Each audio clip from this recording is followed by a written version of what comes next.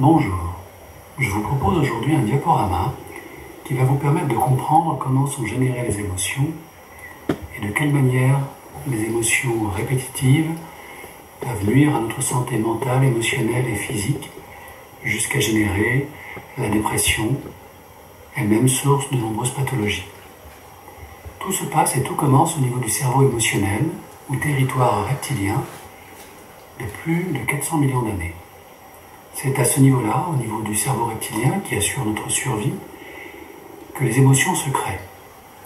Les émotions pour faire face à un danger potentiel, réel ou imaginaire, et qui va générer dans notre corps toute une alchimie, adrénaline, cortisol, noradrénaline, autant d'éléments chimiques pour nous permettre de contracter nos muscles, respirer plus rapidement, et ainsi éviter le danger.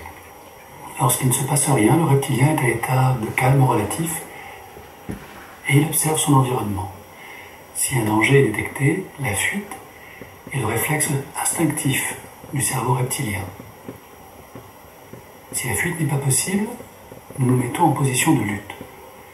Et si la lutte est impossible ou vaine, nous passons en mode inhibition. Nous faisons le mort, nous soumettons, en espérant que notre survie sera assurée par ce dernier comportement possible du reptilien. Si la peur générée par un événement ou une répétition d'événements se prolonge, alors notre cerveau émotionnel est sollicité de manière répétitive. Et c'est là qu'apparaissent ces émotions que nous connaissons. Le bonheur, quand tout se passe bien, la tristesse, la surprise, le dégoût, le mépris, la peur et la colère. Ce sont les émotions primaires qui peuvent se décliner de manière plus subtile en fonction de l'âge, de l'expérience, de la culture de chacun. Revenons maintenant sur la peur, qui est une émotion négative si elle ne permet pas de résoudre le problème qui se pose à nous, le problème de survie, physique, émotionnel, comportementale, que l'on peut retrouver dans différentes sphères de nos vies, familiale, amicale, professionnelle et intime. Ainsi, lorsque une émotion très forte telle que la peur s'active en nous, c'est notre amygdale limbique qui va réagir, générant un signal d'alarme et générant un certain nombre de substances chimiques dans le cerveau puis dans le corps. Si le danger est maîtrisé ou dépassé, l'amygdale s'éteint et nous pouvons retrouver une activité apaisée. Si le risque persiste, réel ou imaginaire, l'amygdale va continuer à générer toutes les réactions internes de mal-être, d'angoisse, d'anxiété. La répétition de tous ces états génère ce que l'on appelle le stress. Le stress se répète, notre corps génère des substances, des hormones, le cortisol, la noradrénaline, l'adrénaline, augmentant nos pulsations cardiaques, l'oxygénation du sang, la contraction des muscles, et toutes les réactions pathologiques censées assurer notre survie, que le danger soit réel ou imaginaire. L'hippocampe, qui est chargé de réguler l'amygdale limbique, va intervenir, à condition que ce stress ne soit pas répétitif et intense. Car au bout d'un moment, l'hippocampe s'épuise, s'éteint, et ainsi l'amygdale limbique continue à propager son message d'alerte. Les particularités impressionnantes, le cortex préfrontal, centre de la raison, du raisonnement, du langage, de nos plus hautes activités intellectuelles, est déconnecté du fait de ce stress répétitif.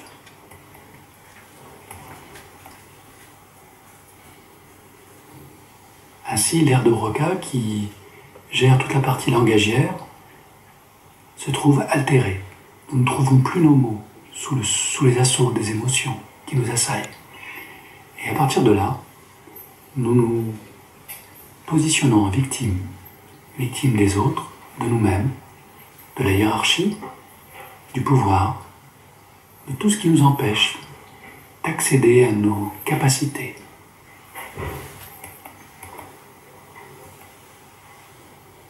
Bien sûr, la dépression apparaît alors et l'amygdale limbique résonne en permanence en nous, créant la confusion, l'anxiété, la peur panique et les attaques de panique.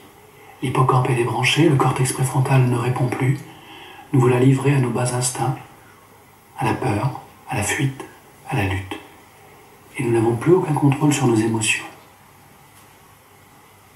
C'est à ce moment-là que notre inconscient, considérant la situation, décide de nous débrancher. Et c'est là que l'on peut voir apparaître des situations de burn-out ou de dépression profonde, qui nous clouent littéralement, physiquement, émotionnellement, intellectuellement, et nous empêchent d'aggraver la situation. Il y a une porte de sortie. Bien sûr, la médecine, la psychiatrie a fait d'énormes progrès. Et certains antidépresseurs permettent de calmer l'affolement de l'amygdale limbique. Mais dès que ces médicaments ne sont plus pris, les crises de panique peuvent revenir et les sentiments d'angoisse, d'anxiété, de dépression se réinstaller progressivement si les causes extérieures ou intérieures n'ont pas été modifiées. Pour reconstruire l'hippocampe, la renforcer et lui redonner son rôle d'arbitre et de modérateur, nous pouvons utiliser les techniques qui aujourd'hui ont fait leurs preuves, des techniques éprouvées, telles que le sport, qui permet de réparer la destruction neuronale générée par l'afflux d'hormones du stress. Retisser les neurones pour redonner à l'hippocampe toute sa capacité d'intervention par le sport. On peut aussi développer une alimentation plus saine, plus énergétique. La méditation a prouvé aussi qu'elle était capable de recréer ces tissus neuronaux au niveau de l'hippocampe, de reconnecter cette partie instinctive, émotionnelle, à notre cortex préfrontal. On a pu ainsi observer scientifiquement que la pratique d'un sport régulier, une demi-heure, au moins 3 fois par semaine, générait ces nouveaux neurones, cette nouvelle connexion, et freiner la production de neurotransmetteurs au cœur même de l'amygdale limbique. Le cortex préfrontal se rallume grâce au sport et les aires motrices supplémentaires apparaissent. La dépression s'éloigne peu à peu. Il convient de démarrer par de petits exercices, des marches dans un premier temps, et puis passer à des pratiques sportives un peu plus intensives, à l'extérieur idéalement. Le cerveau est plastique, c'est-à-dire qu'il peut se renouveler, se régénérer. Et on peut accélérer cette régénération en pratiquant la méditation. La méditation muscle notre cortex préfrontal et nous permet de prendre du recul par rapport à nos états internes, nos émotions. Et après 15 jours de pratique régulière, on constate une nette amélioration dans les états dépressifs.